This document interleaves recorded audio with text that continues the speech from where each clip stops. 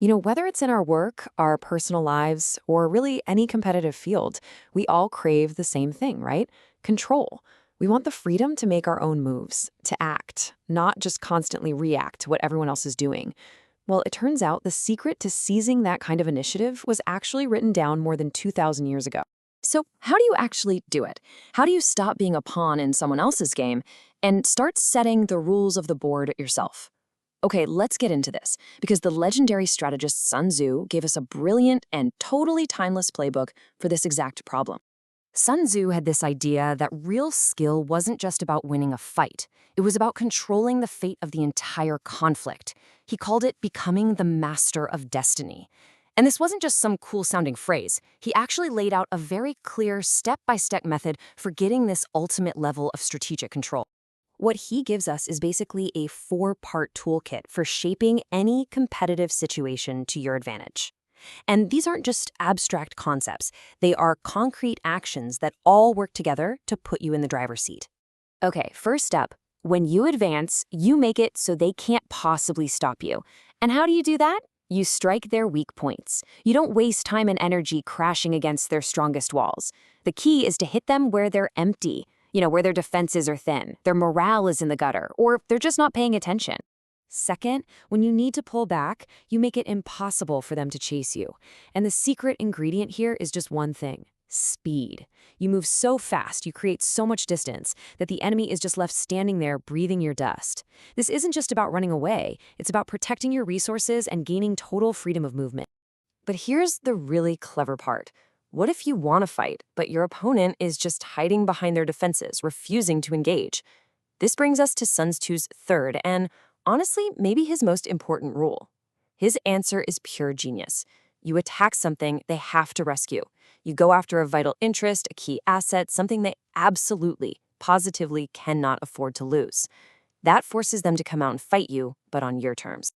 And finally, the fourth principle. What if you're the one who wants to avoid a fight? Well, don't just sit there waiting. You have to actively misdirect them.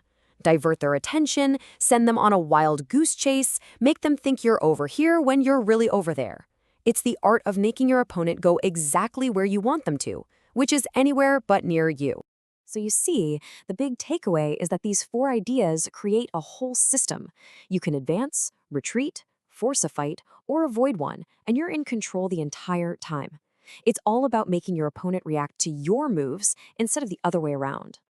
Now, theory is one thing, but let's see how this stuff plays out in the real world, under the most insane pressure you can imagine. We're going to look at a legendary move by Mao Zedong during the Long March. It's a true masterclass in Sun Tzu strategy. The situation is beyond desperate. It's March 1935. Mao's Red Army is on the run, and they are completely surrounded by a massive 400,000-strong enemy army led by Chiang Kai-shek. I mean, they're trapped, they're exhausted, and they seem to have 0 options left. Escape looks completely impossible.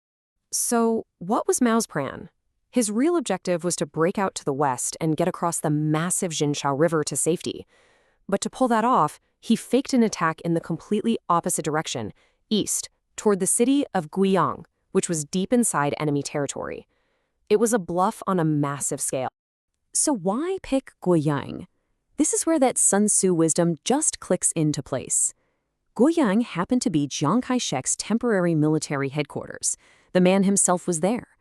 So, threatening Guiyang wasn't just another military move. It was a direct threat to the enemy's commander-in-chief. It was the one target that Zhang's allies, the powerful Yunnan army, could not possibly ignore. It was the place they had to rescue. Mao's plan was this really elegant 3-part fake-out. First, a small force marched right for Guiyang, making a huge scene, putting up posters about capturing Chiang Kai-shek. Second, another group raced east to make it look like a much larger army was on the move. And third, a final group held its position in the north, just to keep enemy reinforcements busy. And the effect was instantaneous. Chiang Kai-shek completely panicked. He took the bait, hook, line, and sinker, and ordered the Yunnan army, the very troops guarding the western escape routes, to race east and save him in Guiyang. He did exactly what Mao predicted and needed him to do. The speed of this whole thing was just incredible.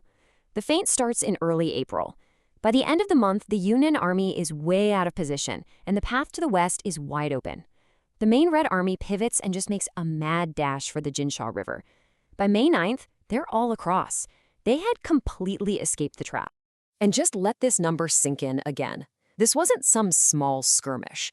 Mao's army, using nothing but pure strategy, had just slipped through the fingers of a 400,000-man encirclement. It was a move so bold, so brilliant, it was later called a divine stroke. So let's just tie it all back together. Mao's maneuver is a perfect mirror of Sun Tzu's 4 maxims. He struck the weak by hitting a lightly defended Guiyang. He attacked what they must rescue by threatening Chiang Kai-shek himself. He misdirected their advance, pulling them east while he went west, and he retreated with incredible speed once that path was clear. It's literally Sun Tzu's playbook brought to life. Okay, so what in the world does a military campaign from 1935 have to do with us today? Well, a lot more than you might think. This isn't just a history lesson, it's about a universal principle of strategy. As one analyst put it so well, no matter how tough our challenges feel, in business, in negotiations, in our careers, they probably don't quite compare to being surrounded by 400,000 enemy soldiers, right? So if this strategy can work under that kind of pressure, it definitely has some powerful lessons for us. At the end of the day, you have to forget the armies and the rivers for a second. The real lesson here is about creating an opportunity where it looks like none exists. It's about deeply understanding what your competitor, your rival, or even just an obstacle in your life must defend, and then making a move that forces them to react, pulling their attention and their resources away from the path you actually want to take. So that really leaves us with a final question to chew on. What is your Guiyang? In your own world, your own competitive landscape, what is that one vital point, that one single move you could make that would force your competition to drop everything and react? Because finding that answer, well, that might just be the key to breaking through and finally seizing the initiative.